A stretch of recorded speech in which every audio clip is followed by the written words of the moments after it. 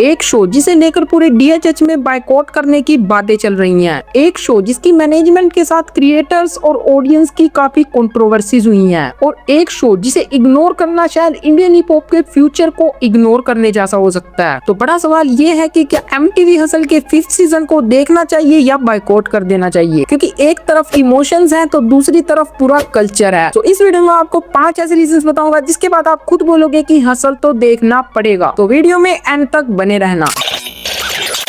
तो ये तो सबको पता है कि पिछले सीजन हसल और रोहन करियप्पा के बीच क्या कंट्रोवर्सीज हुई थी, कैसे उनको मैनेजमेंट की तरफ से मल्टीपल स्ट्राइक्स दी गई थी और कैसे उनका चैनल ऑलमोस्ट डिलीट होने की कगार पे आ गया था, जिसके बाद पूरा DHH एक तरफ हो गया था और शो को बायकॉट करने की बातें चल रही थी और कोई भी क्रिएटर उसे कवर करना तो दूर उस शो का नाम भी नहीं ले रहा था अपनी वीडियोस में। लेकिन अब रोहन करियप्पा ने खुद ये बात बोली है कि I and this beef from my side. My beef was with the rap show, लेकिन अगर आप उसको बॉयल करोगे, कंडेंस करके एक्चुअली देखोगे तो it was actually with one person who was running the show from the back and, but now that person is out of the system, वो company से हट चुकी है। एंड इसमें मेरा और DHH कम्युनिटी को कोई लेना देने नहीं है, वो अलग ही टॉपिक है। So now the question is what happened to our beef, and उसका आंसर ये है कि I am not a beef kind of a person. I'm not a beef content creator. So 1.5 साल बाद I can safely tell you that I end this beef from my side. तो question सिर्फ controversy का नहीं, culture के future का है, क्योंकि हसल कोई नॉर्मल रियलिटी शो नहीं है। हसल एक ऐसा शो है जो अंडरग्राउंड को मेन स्ट्रीम से कनेक्ट करता है और यही हमारा फर्स्ट रीजन आता है, connect underground to mainstream. तो जो अगर हसल नहीं होता तो क्या किंग इतनी जल्दी मेन स्ट्रीम आ पाता? क्या हम एक तो आके देख ले और मान मेरी जान जैसे मास्टरपीस सुनने को मिलते? क्या पैराडॉक्स, लश्करी और नामसूदन जैसे आर्टिस्ट घर घर तक रीच कर पाते? क्या हमें बेला जैसा हीलिंग आर्टिस्ट मिल पाता जिसे सुन के ना जाने कितने लोग डिप्रेशन से बाहर आए हैं? हसन ने सिर्फ विनर्स नहीं दिए, हसन ने future of Indian hip hop दिए हैं। ये एक ऐसा शो बना जहां अंडरग्राउंड टैलेंट सीधा मेन स्ट्रीम स्पॉटलाइट में आया और ये सिर्फ आर्टिस्ट का फायदा नहीं था, ये पूरे इंडियन हिप हॉप का फायदा था। अगर मैं आपसे पूछूं कि इंडियन हिप हॉप को इस वक्त सबसे ज्यादा किस चीज की जरूरत है, टैलेंट की या रीच की, तो सभी लोगों का एक ही जवाब होगा, रीच की। अंडरग्राउंड में बार्स और फ्लोज हमेशा से स्ट्रॉन्ग है, लेकिन ऑडियंस लिमिटेड है और जो लोग अंडरग्राउंड सुनते हैं उन्हें पता है कि अंडरग्राउंड में इतना पोटेंशियल है कि अगर वो बाहर आ गया तो पूरे देश में सिर्फ हिप हॉप ही बजेगा। और हसल ने फर्स्ट टाइम रैप को घरों के कमरों तक पहुंचाया है। टीवी पे फैमिली के सामने जब रैप परफॉर्म हुआ तब जाके लोगों का परसेप्शन चेंज हुआ। जो लोग रैप को सिर्फ नॉइस या छपरी ट्रेंड बोलते थे उनकी सोच में बदलाव आया और ये शिफ्ट ओवरनाइट नहीं आया, इसके पीछे हसल जैसे प्लेटफॉर्म का काफी कंट्रीब्यूशन है। तो फॉर्मूला सिंपल है, ऑडियंस जितनी बड़ी कल्चर उतना ही पावरफुल। हर साल इंडिया में हजारों रैपर्स अपने कमरे में ईयरफोन लगा के बीट्स पे घंटों घंटों तक लिखते हैं। उनका सपना होता है एक स्टेज, एक स्पॉटलाइट, एक मौका। लेकिन रियलिटी क्या होती है? टैलेंट होने के बाद भी अपॉर्चुनिटी नहीं मिलती। हसल उनके लिए सिर्फ एक शो नहीं है, एक प्लेटफॉर्म है जहाँ पे अगर उनकी एक परफॉर्मेंस वायरल हुई, एक ट्रेंडिंग रील कटी तो उनकी लाइफ लिटरली चेंज हो जाती है। तो यहाँ पे हिप हॉप भी ग्रो होगा और जो आर्टिस्ट डिजर्विंग है उन्हें वो मिलेगा भी जो वो डिजर्व करते हैं और एट द एंड सीन ही ग्रो होगा। आज से कुछ साल पहले रफ्तार भाई ने एक बात बोली थी, क्या रैपर सच में पैसा कमा पा रहे हैं? और उस वक्त ये सिर्फ एक डिबेट नहीं थी, ये इंडियन हिप हॉप की रियलिटी थी। लेकिन अगर आज का सीन देखो तो सीन लिटरली चेंज हो चुका है। अब ब्रांड्स खुद रैपर्स के पास आ रहे हैं, थीम सॉन्ग्स, एड कैंपेन और ब्रांड कोलैबोरेशंस के लिए। रैप इंडस्ट्री का नॉर्मल पार्ट बन चुका है और इंटरेस्टिंग बात ये है कि इनमें से काफी आर्टिस्ट कहीं ना कहीं हसल का हिस्सा रहे हैं और प्रमोशन का पैसा इनडायरेक्टली सीन में ही इन्वेस्ट होता है, क्योंकि इससे रैपर्स का बजट बढ़ता है, जिससे वो अपने गानों और गानों की प्रमोशन में इन्वेस्ट करता है, जिससे ज्यादा ऑडियंस DHH से कनेक्ट हो पाती है। बायकॉट एक स्ट्रॉन्ग वर्ड है और कभी कभी जस्टिफाई भी होता है, लेकिन क्वेश्चन ये है कि अगर हम ऐसी कंट्रोवर्सी में जो अब नहीं रही प्लेटफॉर्म को इग्नोर करेंगे तो लॉन्ग टर्म में किसका लॉस होगा? चैनल सर्वाइव कर लेगा, ब्रांड शिफ्ट हो जाएंगे, जजेस रिप्लेस हो जाएंगे, लेकिन जो नई जनरेशन का रैपर स्टेज का वेट कर रहा है उसका क्या? हो सकता है नेक्स्ट सीजन में कोई ऐसा आर्टिस्ट आए जो नेक्स्ट एमीवे या रफ्तार जैसा इम्पैक्ट क्रिएट करे, और अगर ऑडियंस ही शो को पुश नहीं करेगी तो वो ब्लो होने से पहले बुझ सकता है। इसलिए कभी कभी इंडिविजुअल डिसएग्रीमेंट अलग चीज होते हैं और कल्चर को सपोर्ट करना अलग। असल देखना सिर्फ एंटरटेनमेंट कंज्यूम करना नहीं है, ये एक वोट है future of Indian hip hop के फेवर में। और शायद इसी वजह से ओपिनियंस चाहे डिवाइडेड हो, एंड में एक बात क्लियर लगती है, हसल तो देखना पड़ेगा।